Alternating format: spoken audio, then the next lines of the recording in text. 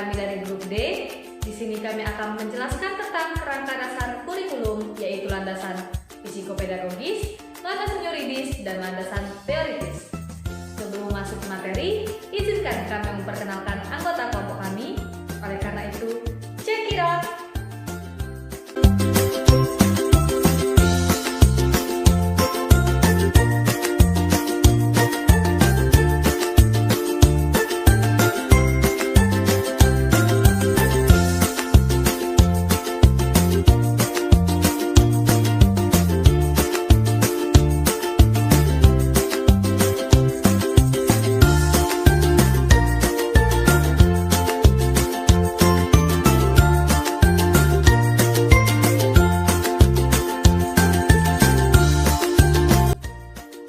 Kurikulum 2013 dimaksudkan untuk memenuhi tuntutan perwujudan konsepsi pendidikan yang bersumber pada perkembangan peserta didik beserta konteks kehidupannya sebagaimana dimaknai dalam konsepsi pedagogik transformatif.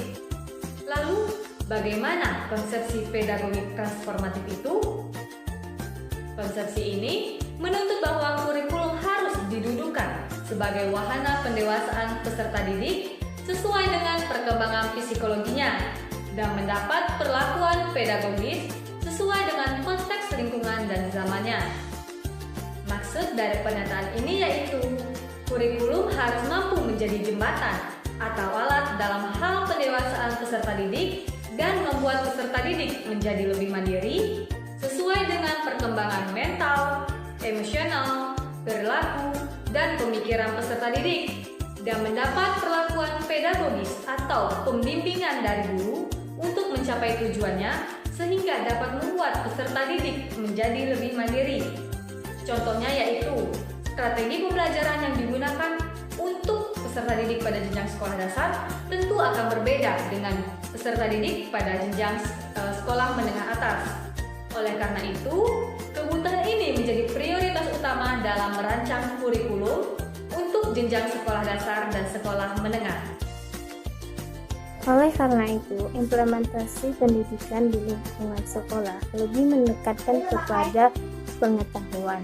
Perlu dikembangkan menjadi kurikulum yang lebih menekankan kepada pembangunan sikap, pengetahuan, dan keterampilan peserta didik melalui berbagai pendekatan yang mencerdaskan dan mendidik.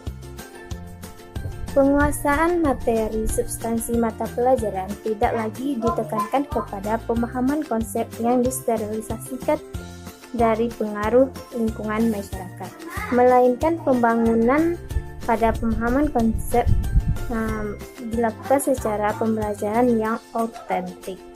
Dengan demikian, kurikulum dan pembelajaran selain mencerminkan muatan pendidikan pengetahuan sebagai bagian dari peradaban manusia, juga mewujudkan proses pembudayaan peserta didik sepanjang hayatnya.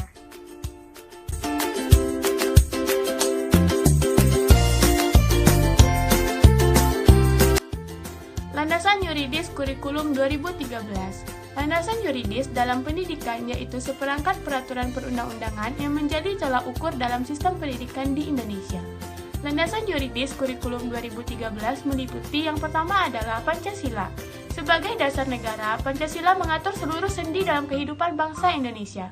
Yang kedua adalah Undang-Undang Dasar Negara Republik Indonesia tahun 1945. Yang ketiga yaitu Undang-Undang Nomor 20 Tahun 2003 tentang Sistem Pendidikan Nasional. Yang keempat, Undang-Undang Nomor 17 Tahun 2005 tentang Rencana Pembangunan Jangka Panjang Nasional. Yang kelima, Peraturan Pemerintah Nomor 19 Tahun 2005 tentang Standar Nasional Pendidikan. Yang keenam, Peraturan Pemerintah Nomor 23 Tahun 2006 tentang Standar Kompetensi Lulusan. Yang ketujuh, Peraturan Pemerintah Nomor 26 Tahun 2006 tentang Standar Isi. Landasan yuridis pengembangan kurikulum 2013 adalah Instruksi Presiden Republik Indonesia tahun 2010 tentang pendidikan karakter, pembelajaran aktif, dan pendidikan kewirausahaan.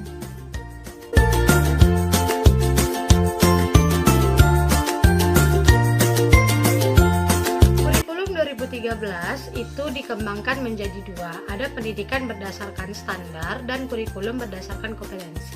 Pendidikan berdasarkan standar adalah kriteria minimal mengenai sistem pendidikan di seluruh wilayah hukum negara Kesatuan Republik Indonesia atau NKRI. Standar Nasional Pendidikan atau NSP berfungsi sebagai pedoman utama dalam perencanaan, pelaksanaan, dan pengawasan pendidikan dalam rangka mewujudkan pendidikan nasional yang bermutu. NSP itu mencakup 8 kriteria. Yang pertama itu ada standar isi. Standar isi merupakan komponen materi dan tingkat kompetensi dalam rangka mencapaikan kompetensi lulusan pada jenjang dan jenis pendidikan tertentu. Standar isi tersebut memuat kerangka dasar dan struktur kurikulum, beban belajar, KTSP, dan juga kalender akademik. Yang kedua, itu ada standar proses. Standar proses ini berkaitan dengan pelaksanaan pembelajaran di masing-masing satuan pendidikan. Pelaksanaan dan pencapaian standar proses diselenggarakan secara interaktif, inspiratif, menyenangkan, partisipatif, dengan berdasarkan pada standar kompetensi lulusan. Yang ketiga, standar kompetensi lulusan atau SKL merupakan kriteria atau kualifikasi yang menyangkut kemampuan lulusan yang terbagi atas kemampuan sikap, pengetahuan, dan keterampilan. Yang keempat, ada standar pendidik dan tenaga kependidikan, merupakan kriteria pendidikan prajabatan dan kelayakan fisik dan mental serta pendidikan dalam jabatan. Yang kelima, itu ada standar prasarana dan prasarana. Patokan ini mencakup tentang kriteria minimal sarana dan media yang menyokong pembelajaran, misalnya ruang belajar, tempat berolahraga, tempat melaksanakan ibadah, perpustakaan, laboratorium, sarana bermain, dan sebagainya. Yang keenam, ada standar pengelolaan. Standar pengelolaan ini berkaitan dengan pengelolaan.